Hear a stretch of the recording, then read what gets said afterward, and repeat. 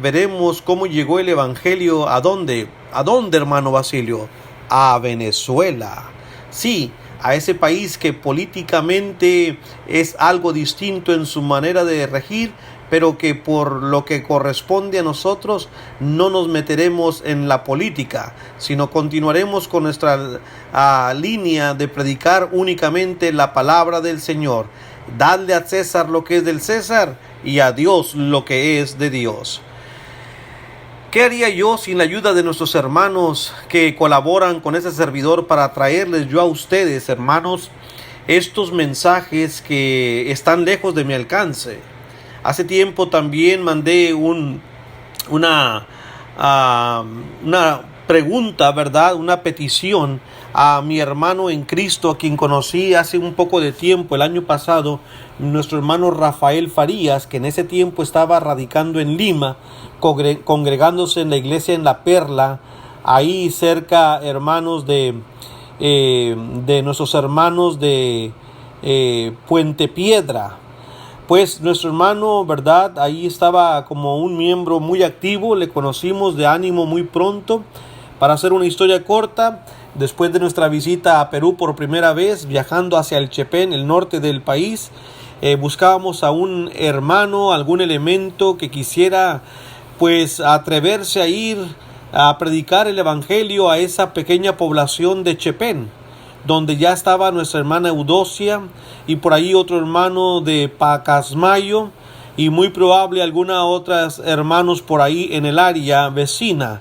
Se hizo una invitación y nuestro hermano Rafael Farías dijo: hermano, pues si aquí usted necesita a alguien, aquí estoy. Yo le dije: hermano, platíquelo con su esposa, ellos tienen un hijo.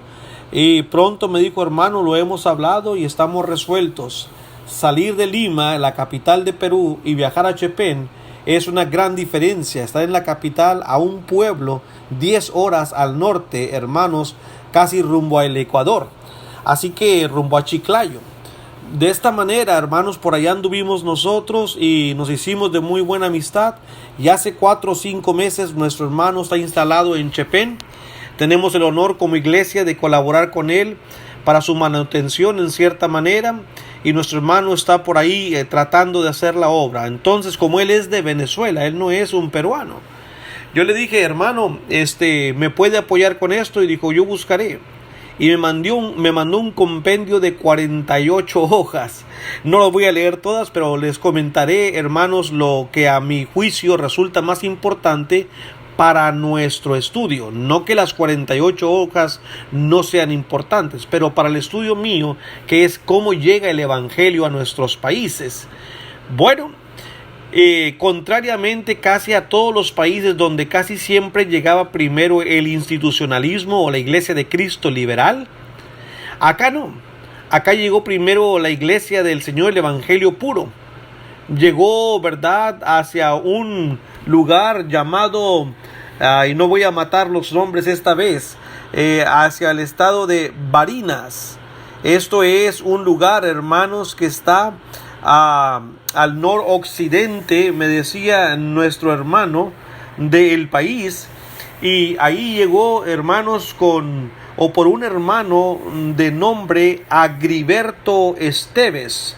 Él era dominicano y llevó la verdad ahí.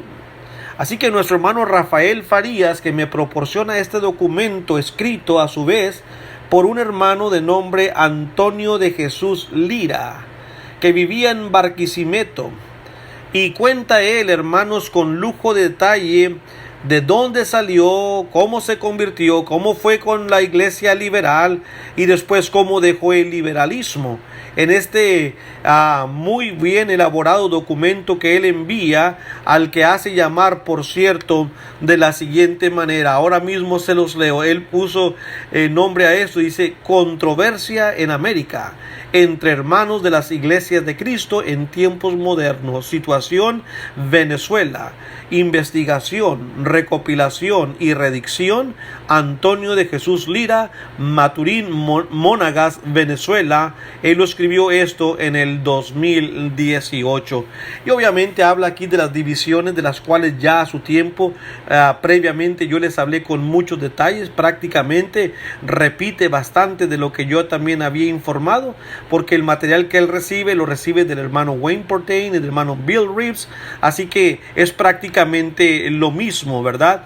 Pero él se expresa de alguna manera bastante buena y dice: hermanos, cuando yo nací en Caicara de Maturín, en el estado de Monagas, en el oriente de Venezuela, el 24 de junio del año 1949, dice, ya otros habían sembrado la semilla de esta controversia, cuyo fruto cizañero ha crecido y se ha extendido por el mundo, contaminando a nuevas generaciones con prácticas extraescriturales expresadas en eventos y programas impuestos a las iglesias locales y también a grupos de iglesias como Culto Unido, en donde las iglesias, dice, cierran su lugar de reunión y acuerdan congregarse juntos en algún lugar con un programa extraordinario sin observar la autoridad bíblica, en una manifestación de un liberalismo increscendo sin contención, porque cuando se da un paso fuera de la autoridad de Dios, ya nada detiene esa marcha que se desarrolla de acuerdo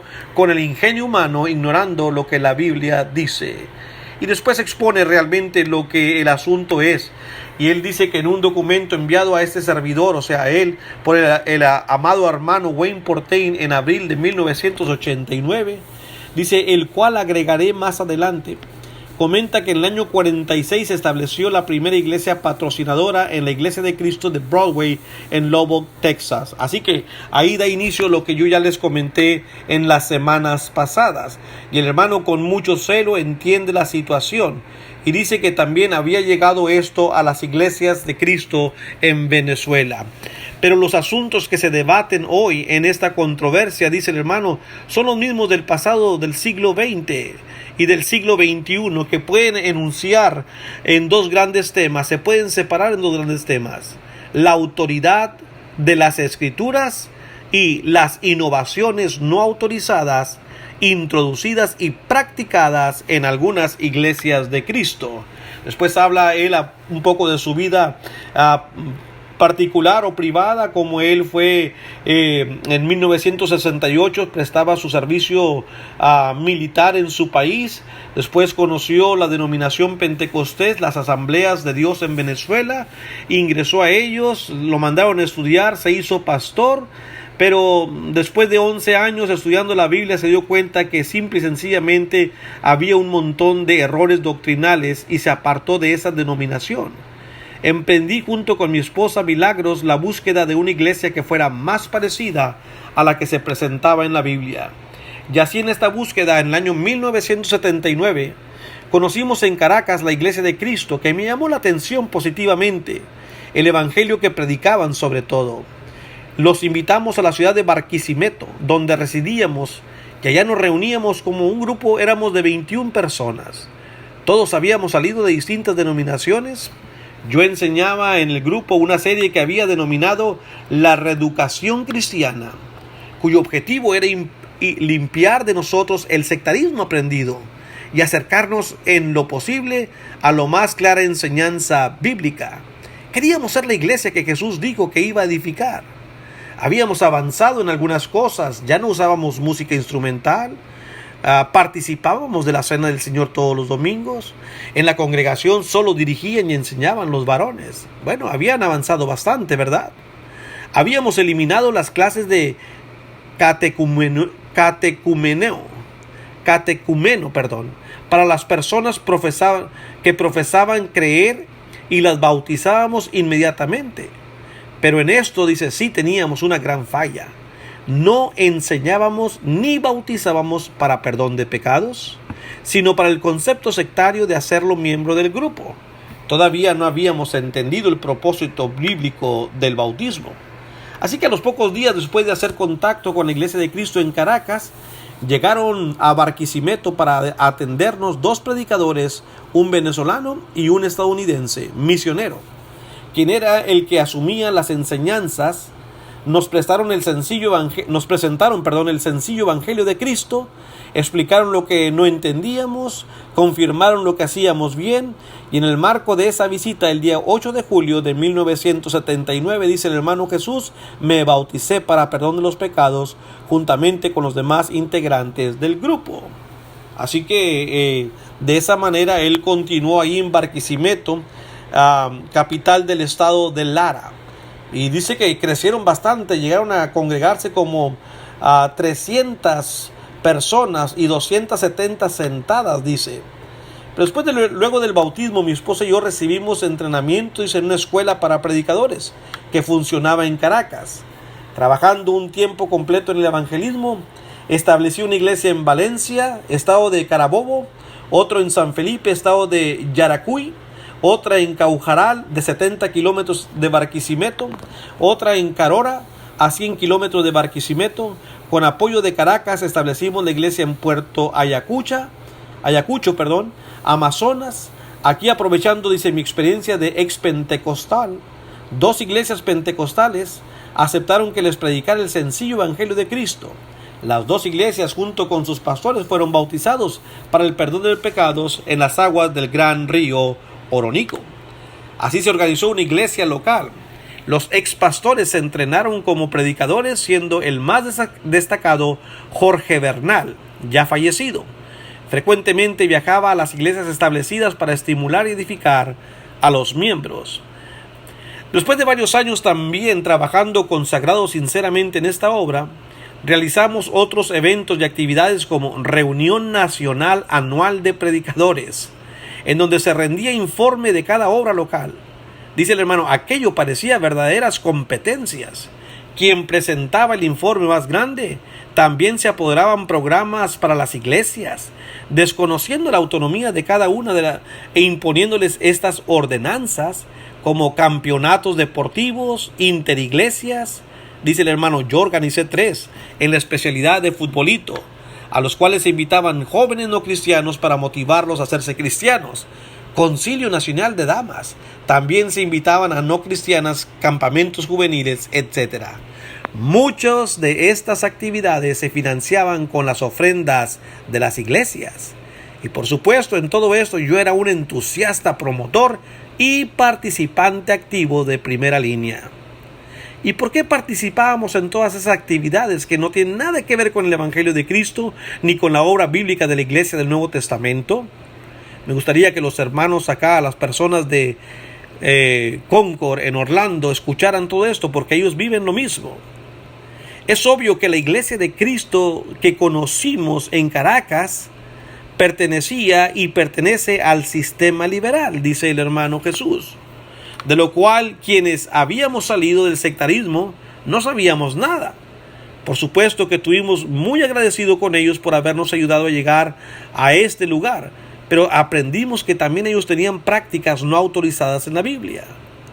Así que después, hermanos, lo anterior explica claramente que nada tengo que ver con el origen de la presente controversia entre la hermandad en América y el mundo.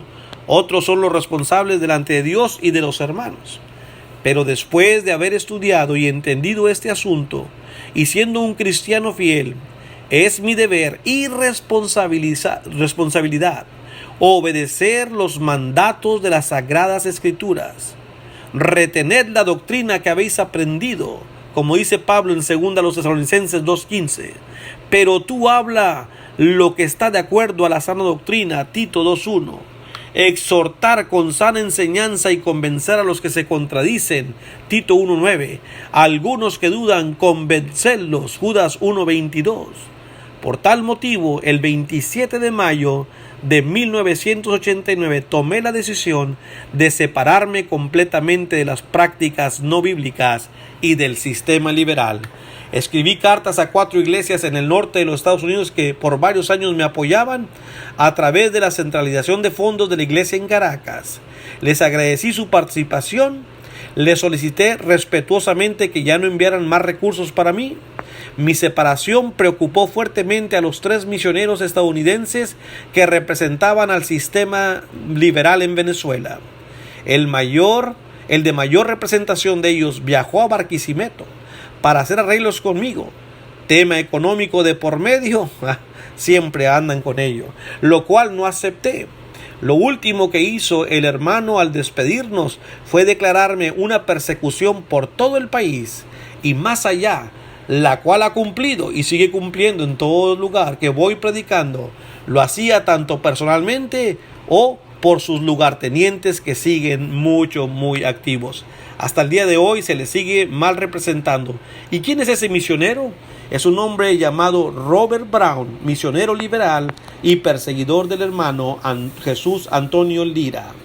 Así que, hermanos, más o menos nos damos cuenta que cuando el enemigo es traído a la verdad, su última táctica, la más poderosa que piensa que tiene, es amedrantar, es perseguir, es hacer que la persona sienta miedo, desposeerlo de los bienes materiales.